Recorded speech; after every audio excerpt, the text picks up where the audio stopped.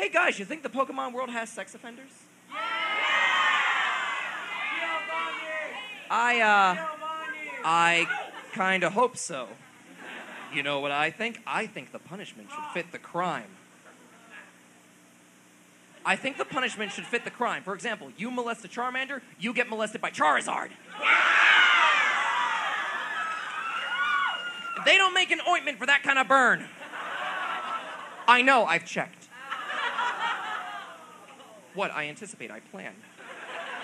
Pokemon has been around long enough, over a decade. It is time to grow up and get perverted like the rest of us.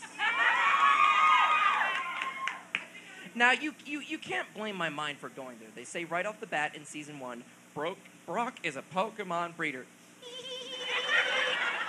Does that mean with? Because I would take a chance on a Chansey. Or does that mean that he supervises? Because I think two Pikachu getting it on would be quite the flashy spectacle. It'd be like trying to start a fire by rubbing two sparklers against each other. And when they're done, there's probably there's probably enough static electricity, you can pick him up, stick him on the wall like a balloon. If he ain't sticky from something else.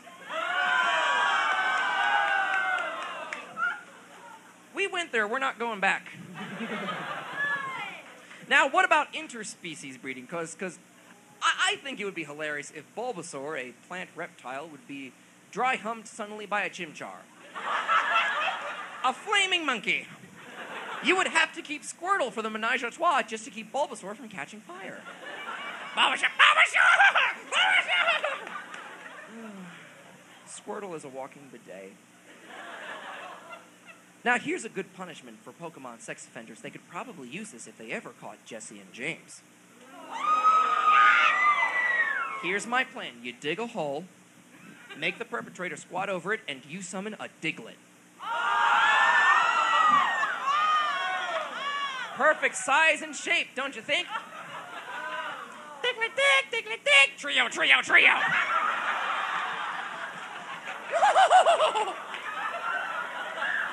It's using Scratch Attack!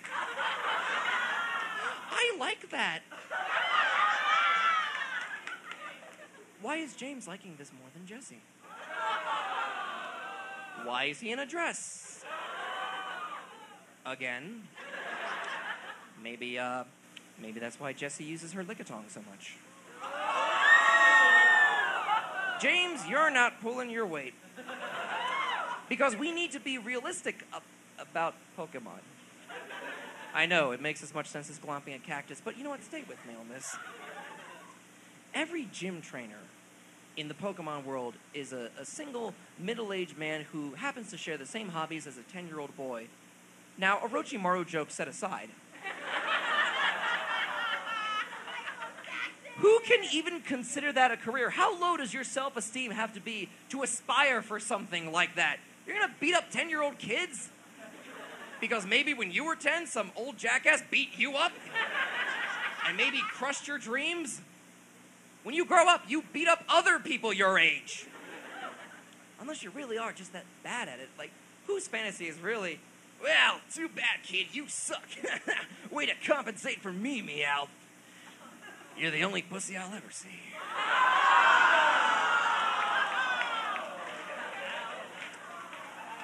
I always say, stop me when I'm right. Oh, man.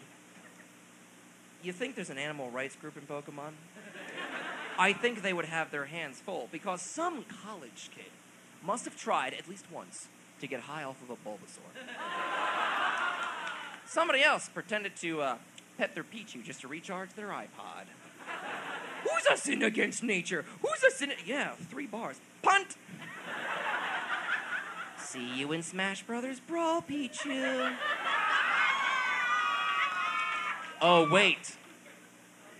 Somebody else got muddy with their mudkip. What? I heard you liked it. Somebody else rubbed their rocks off on a Geodude. Let me do one more. Now, let's say you're with a Pokemon and it gives you an STD. Like, let's say Jigglypuff gives you screaming syphilis. Don't despair. Why stop there? Because after all, Gotta catch 'em all!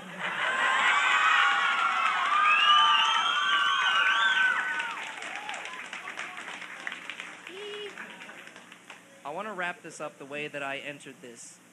It's this phenomenon that I only see at anime convention, and it makes me so happy.